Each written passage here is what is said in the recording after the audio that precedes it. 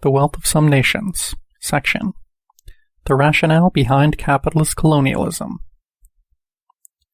During the 1850s, committed proponents of free trade considered that the costs of administering and enforcing British colonial diktat would outweigh any potential or actual economic benefits derived from it.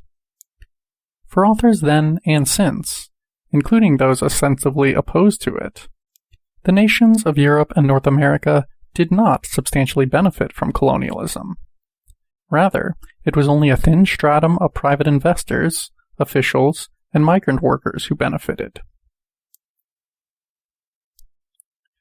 Adam Smith, for example, is well known for having insisted that colonies were a never-ending source of war and expense for the colonizing country.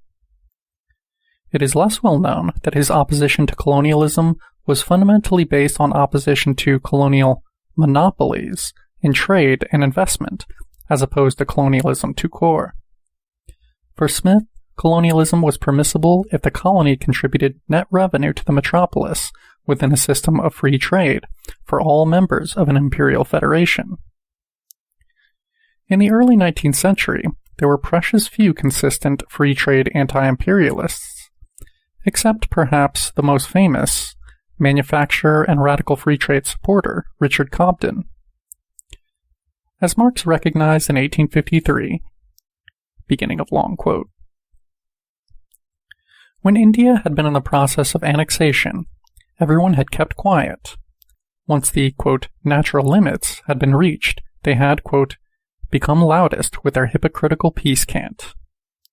But then, firstly they had to get it, India, in order to subject it to their sharp philanthropy. End quote.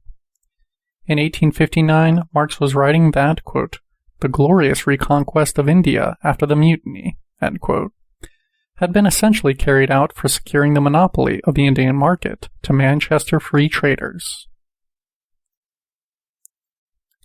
Nonetheless, some authors have argued that the empire was an overall burden on the British economy.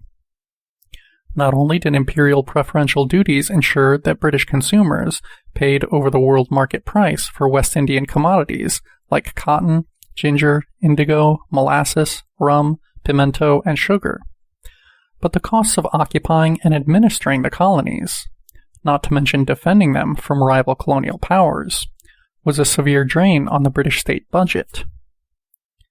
Yet this view of the negligible role of empire in Britain's economy is scarcely tenable. Australian economic historian G.S.L. Tucker has shown how Victorian proponents of colonialism argued that the investment of British savings in countries where wheat and other primary goods could be produced more cheaply than at home would tend to raise and maintain profit rates, and thereby enlarge Britain's sphere of investment. A declining rate of profit, by contrast, could be averted neither by investing in one form of manufacture instead of another, nor by transferring capital to agriculture rather than industry. Instead, profits could only be maintained and extended by exporting capital and labor to the colonies, quote, where they would produce the food and raw materials that England required, and at the same time create new and growing markets for her export industries. End quote. In so doing, Britain would no longer be so dependent on foreign markets and the exigencies of foreign tariff policies. Rather, by setting up a colonial Zollverein, or customs union, it would be able to control its own economic destiny.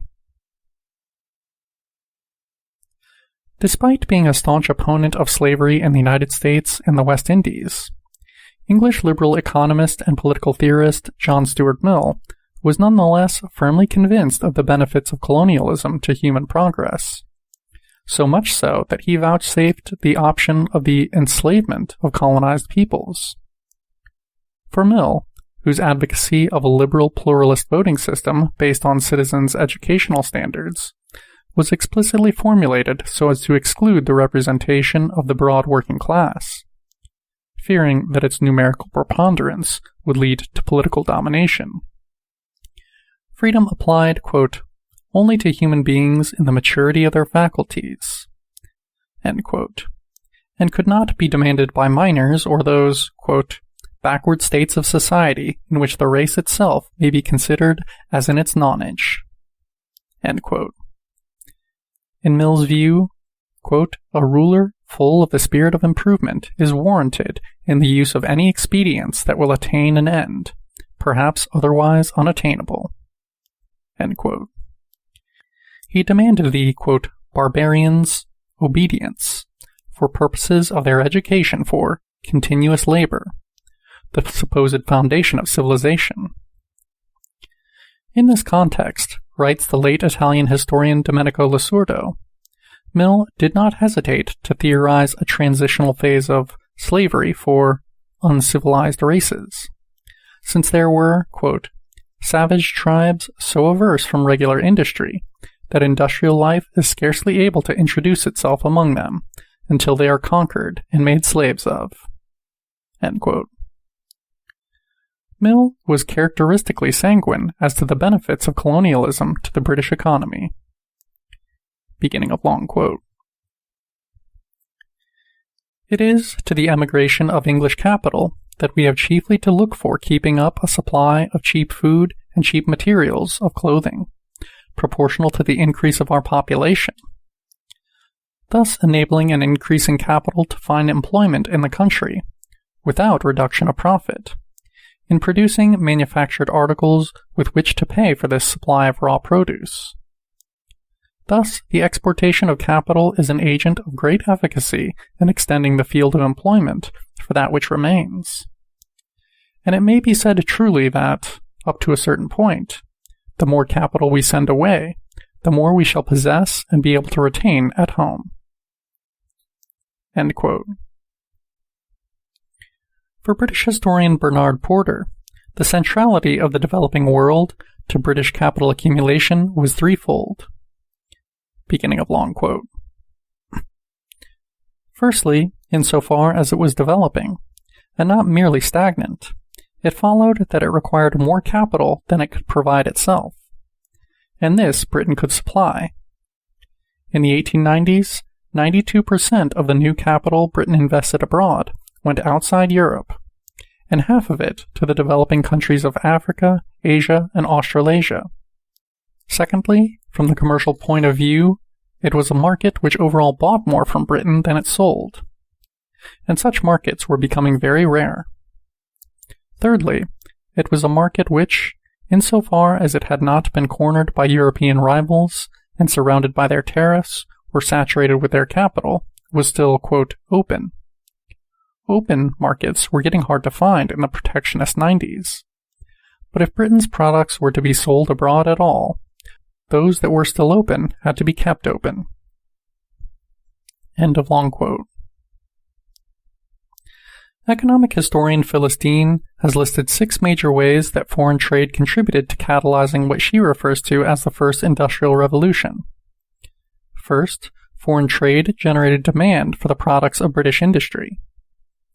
Second, it provided access to raw materials, which widened the range and cheapened the products of British industry. Third, international trade provided underdeveloped countries with the purchasing power to buy British goods. Fourth, it provided an economic surplus which helped finance industrial expansion and agricultural improvement, with the profits of trade having overflowed into agriculture, mining, and manufacture. Fifth, international trade helped to create an institutional structure and business ethic which was almost as effective in promoting home trade as foreign trade. Finally, the expansion of international trade in the 18th century was the principal vehicle for the growth of large towns and industrial centers, such as Liverpool and Glasgow. End section.